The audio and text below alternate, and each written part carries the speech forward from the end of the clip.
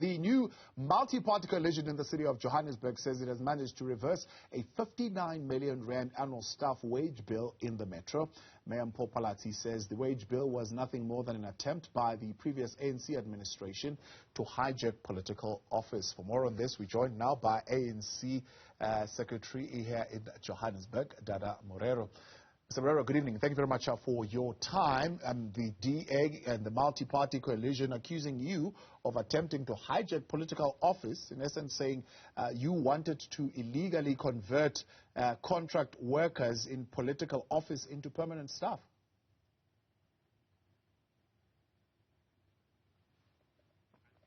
Please unmute for us there if you can. Good evening, Thabo, and your viewers.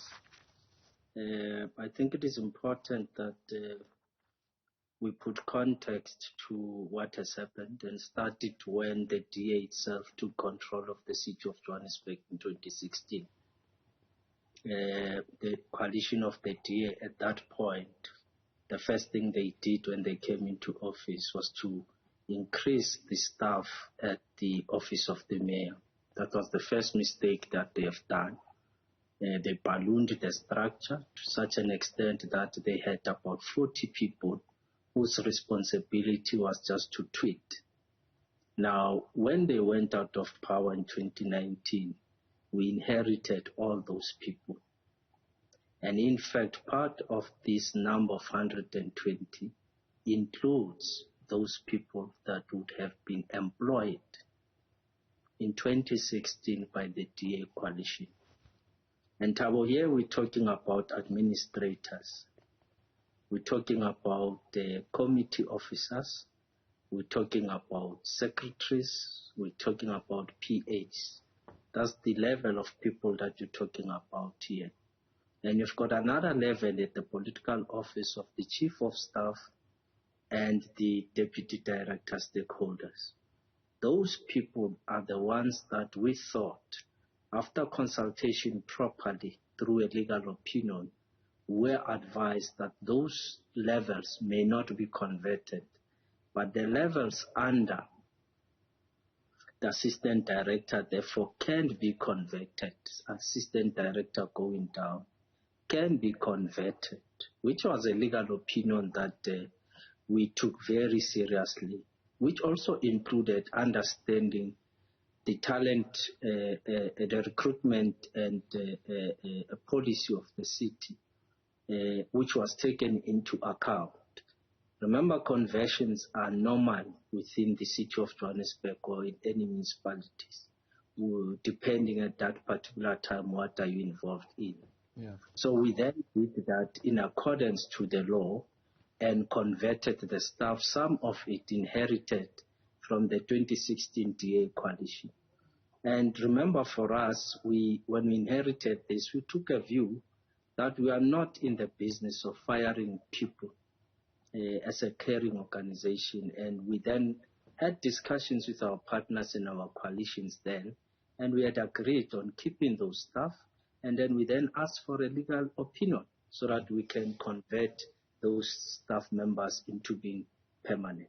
So that is exactly what we did. And by the way, the very same DA today that says we have spent 59 million and they're saving 59 million had converted others. Currently, there are those that have been converted by the DA and are currently working in the Speaker's office. Yeah. And what is the issue? And in fact, the same DA that says it has saved 59 million, it forced the ANC coalition to accept an extra 700 million into the budget of the city to address their misplaced and miscalculated insourcing, which was not properly planned. As such, it forced us to adjust immediately with an extra 700 million in the budget, which affected the way that we were supposed to deliver services to the people. So they can't come now and say 59 million of corruption of the ANC. It's not true. Yeah. Outside of the 59 million, do you accept, though, that it is prudent political practice, maybe, that when the administration changes, the incoming multi-party should be able to hire its own pool of staff and officials, and therefore should not be hamstrung by this permanency that you had converted? No, low-level staff are not serving political interests. Low-level staff or junior staff are serving the government of the day. Yes, we would understand at the level of the what we normally call chief of staff in the MMC's office, deputy director, stakeholder, those it's understandable that they may be linked politically to their political parties and to the employees of those parties. But low-level staff, junior-level staff, I mean, there are a lot of staff that served the DA administration, who still served the ANC employees who were there, because we understood that they are staff, and we are convinced that we must build a capable state and build a capable public service, regardless of their individual political affiliations, because in any case, they're citizens in this country. They will belong to different political parties. But once they're at work, they have to understand that their task is to serve the government of the day, not serving a party interest. So we do not have an issue. And in fact, perhaps in local government, we may require to have an extensive discussion on how do we capacitate political offices. Nationally, they do have what they call a ministerial handbook, which suggests that the staff there is therefore linked to ministers. In our case, in local government, we do not have anything that guides us except the recruitment policy of the municipality, which guides us on how to recruit and what we should do when we recruit staff.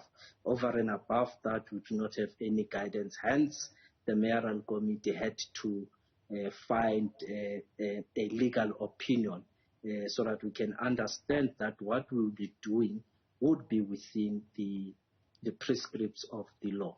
Yeah. So you reject that view that you were trying to extend your political influence far beyond what, of course, you have won at the polls by going behind the scenes and putting political people there as staff to carry out your own mission.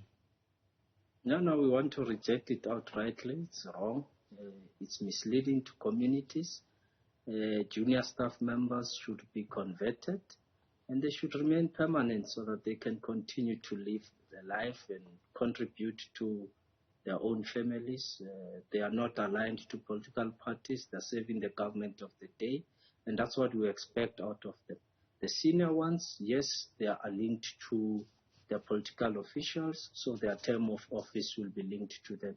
Second, it should also be understood that the very same DA would have employed a chief of staff and bloated his salary out of proportion. And the matter is there, and there's a ruling from the public protector, a matter that we're still following as the ANC, because they did not even conform to the talent and acquisition policy of the city or the remuneration policy of the city, and he was paid far higher than what is allowed. And that matter, at least we now have a ruling from the public protector. So the mayor cannot come here and claim to be doing the right things. They are the worst people who do not even care about the welfare of junior staff. And the ANC here will also call on trade unions within the City of Johannesburg, both SAMU and Imatu, to take this matter seriously and go out there and defend the interests of the workers who were employed and converted into permanent in the City of Johannesburg. All right, let's get the clarity then on this. You're saying the 59 million annual staff wage bill in the city, as far as the ANC is concerned, is an inclusion of staff members which you had inherited from the DA when the DA was in that administration. That's what you're saying tonight. Yes, they can come here and try to. Maybe you should ask them that question, because we have the facts that we inherited some of the people that were employed by the DA. And in fact, if you know, in 2019, when we came in, even senior administrators in the city were employed by the DA, which we kept them in their positions till we were out of office on the 11th of November. So because we believe as the ANC, we are a caring organization, staff are staff, the public service is the public service, regardless of their political affiliation. We are here to drive a particular agenda of service delivery and improving the quality of lives of our people. So it doesn't matter which political party they belong to. And that's what we have done. You can go into the city now, look at all senior managers. We inherited them. They were employed by the DA. In fact, now they want to even fire the Secretary to Council. They are doing what they do best, which is purging. And we have raised this matter with the Public Protector in 2017. And are doing exactly the same thing. They are purging. Now they are targeting junior staff. After the junior staff, they are going to be targeting the senior managers. It's just that majority of senior managers, their contracts might be coming to an end, so it might be easier for them to ignore it because contracts are ending the next 2 months. But we do know that those that are not on contracts, they will be going after them. It's their style.